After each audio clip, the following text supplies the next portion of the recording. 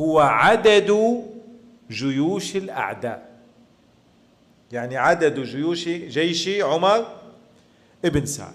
بعضهم قال هذه القضية هي لا يمكن لأي شخص صاحب منطق سليم أن يقبله. لماذا؟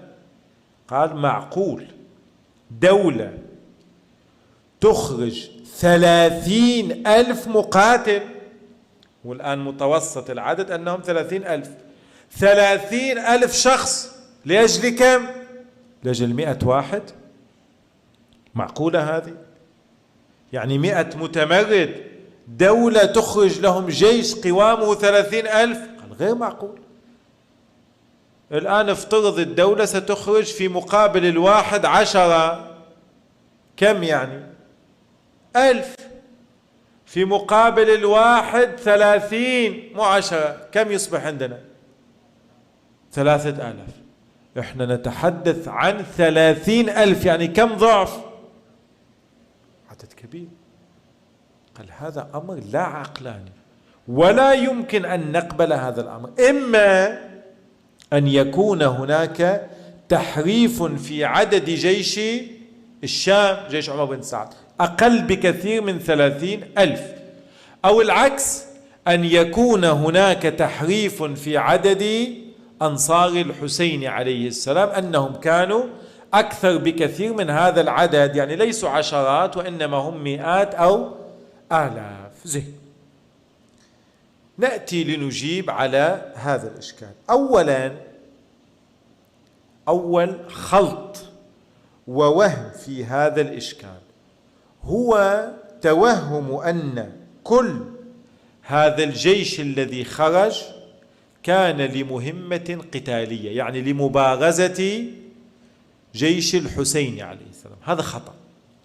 جيش الشام لم يخرج لأجل هذا الأمر، لم يكن كله لأجل القتال، وإنما كانت للجيش مهام أخرى. سجل عندك. المهمة الأولى محاصرة الكوفة ومنع الخروج منها والتسلل إلى كربلاء.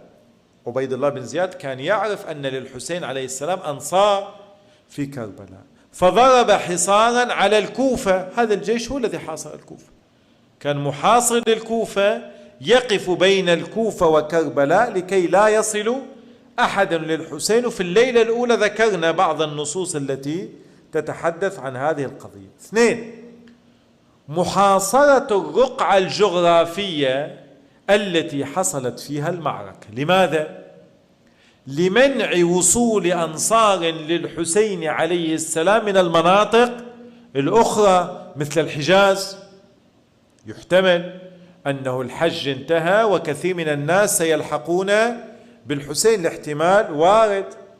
3، منع جيش الحسين من الوصول إلى الماء، وهذه القضية منصوص عليها في المقتل. كم شخص عند الماء؟ كتيبة من 4,000 شخص، عليها عمرو بن الحجاج الزبيدي. فقط 4,000 كان دورهم حماية النهر. إذا النهر 4,000، حصار الكوفة كم؟ حصار كربلاء كم؟ أمر آخر وهذا أهم، الاستعداد لكل الاحتمالات، ومنها شنو هم احتمال؟ حصول انشقاقات في الجيش، يحتمل الجيش ينشق. وحصل هذا أو لا؟ حصل. قائد من كبار قادة جيش عمر بن سعد انشق، وهو من؟ الحر بن يزيد الرياحي. فلا بد أن يأخذ عدد أكبر بكثير احتياطا لكل هذه الاحتمالات. هذا 1. 2، وهذه قضية تاريخية يغفل عنها. أصل الجيش الذي ذهب لقتال الحسين عليه السلام بالأساس هو لم يكن لقتال الحسين. أصل هذا الجيش المعسكر كان لأجل قتال الديلم. وين؟ في الري. عمر بن سعد كان يجهز هذا الجيش للخروج إلى الري، وقد أعطي كتابا بملك الري، وكان يعد العدة. أول ما بدأ إعداد الجيش كان عنده 4,000 مقاتل، والناس اجتمعوا تحت هذه الراية لقتال كفار الري، كفار الديلم. ولكن جاءه بن زياد قال له تذهب أولا لقتال الحسين عليه السلام. قال اعفني، قال اعطني العهد، ملكك للري. لذلك قال كلمته المعروفة، ما هي؟ أأترك ملك الري والري منيتي أم أرجع مأثوما بقتل حسين؟ فلذلك أصل الجيش كان خارجا في مهمة قتالية خارجية، ثم حرفت مهمته. هذا الجواب الثاني. الجواب الثالث، عبيد الله بن زياد كان يعلم من سيقاتل، يقاتل فرسان بني هاشم، وهؤلاء كانوا معروفين بالشجاعة والفروسية. إما سمع من أبيه بطولات علي بن أبي طالب معروفة، أو رأى بعينيه ما جرى في الكوفة مع من؟ مسلم بن عقيل. مسلم لوحده كتائب جاءت ولم يستطيعوا القبض عليه إلا بعد أن أثخنته الجراحات، 3 أو 4 مرات يطلبون المدد. لذلك لم يكن ليخاطر بإرسال عدد بسيط يعلم هزيمتهم، يعني دخول الحسين عليه السلام إلى الكوفة وانتهاء المستقبل السياسي لعبيد الله بن زياد.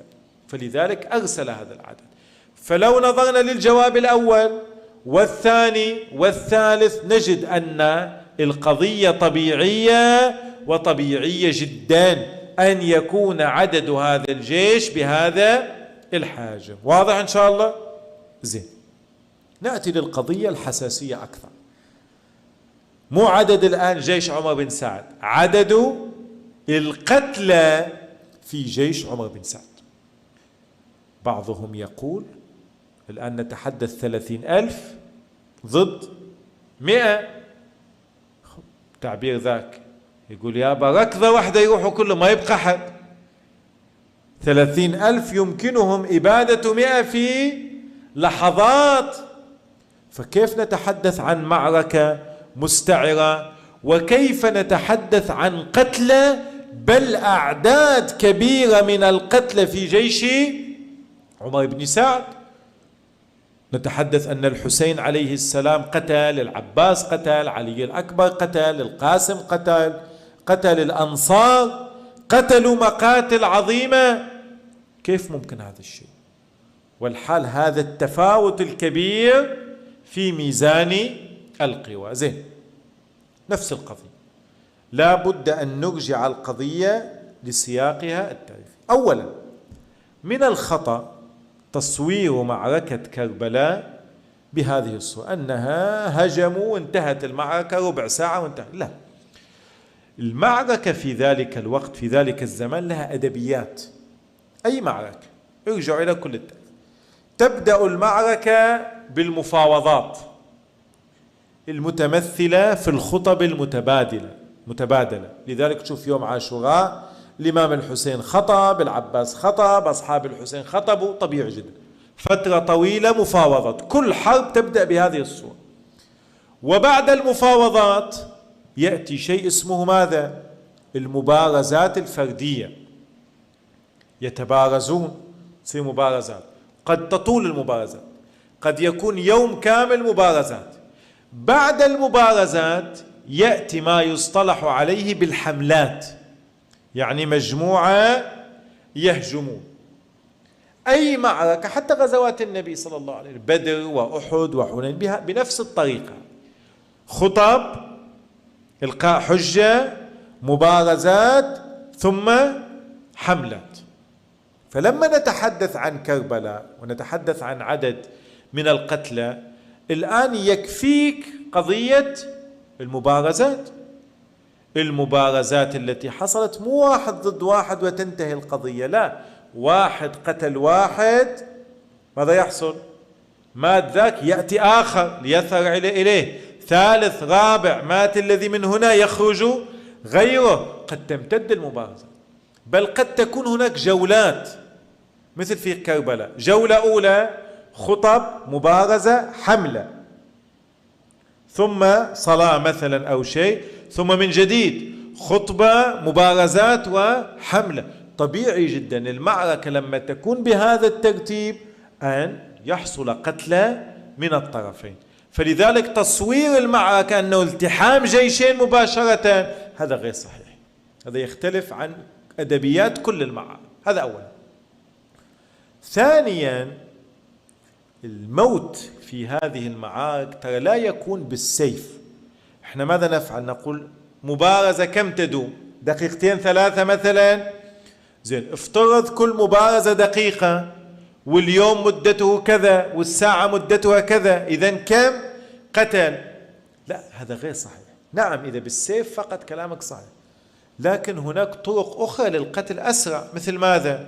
مثل الرماح، رمي الرماح، يرمي الرمح وراء الرمح. مثل سهام، زخة سهام واحدة قد تقتل عدد. والأهم من هذا الحملات، الحملة الموت فيها لا يكون بالسيف فقط، يعني يكفي أن يهجم فارس مغوار مثل العباس عليه السلام أو علي الأكبر، هذه أسماء لها وزن في المجتمع الكوفي. نفس هجومه على الأعداء قد يسبب ماذا؟ هروب، ثم تدافع، ثم موت. الحرب لا يموتون فيها بالسيف فقط، قد يموتون بالتدافع.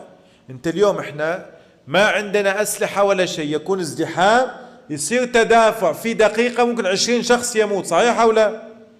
ربما أعداد أكثر. إذا تذكرون حادثة جسر الأئمة في العراق، هؤلاء الفرسان كانوا عندما يحملون ويهرب منهم البقية، حتى في المقتل إشارة إلى هذه القضية أنهم كانوا ينكشفون كالمعزة. هذا الانكشاف يموت فيه ناس من التدافع، أو الخيل تجفل. بل هناك قضية لعل البعض لم يلتفت لها في خطبة الإمام السجاد لما عبر عن أمير المؤمنين بأنه ضارب بسيفين. شنو يعني سيفين؟ كان هذا فن من فنون الحرب، وهؤلاء قلة من الفرسان. إذا حملوا على كتيبة يحمل سيفين ويخترق الكتيبة من أولها لآخرها. تخيل سيفين وانت رايح وشنو؟ تشك. كم في هذه الحملة بتقتل؟ كثير. بهالصورة لابد تتصور المعركة. فلذلك لما نتحدث عن عدد كبير من القتلى نتحدث في هذه الأجواء، أجواء الرماح، السهام، أجواء الحملات بهذه الصورة وهكذا، لا أنها معركة و30 ضد 100 بهذه الصورة، غير صحيح. الأمر الثالث والأخير، لا يفهم من كلامي أني أدافع عن الأرقام الفلكية في أعداد القتلى، لا، أنا أدافع عن الأرقام المثبتة في المقاتل الأصلية، كمثلا مروج الذهب للمسعودي، الفتوح لابن أعثم، كتاب الإرشاد للشيخ المفيد. هذه الأرقام الموجودة هنا هي الأثبت. مهم جدا الإنسان لما يقرأ التاريخ يميز بين المقاتل الأصيلة التي رواتها مؤرخون أثبات، وبين الكتب المختلفة التي قد تجمع من هنا ومن هناك. لماذا؟ الكتب الأولى ذكرت الأحداث الأصلية، الأحداث التي هي بالفعل من صميم واقعة كربلاء.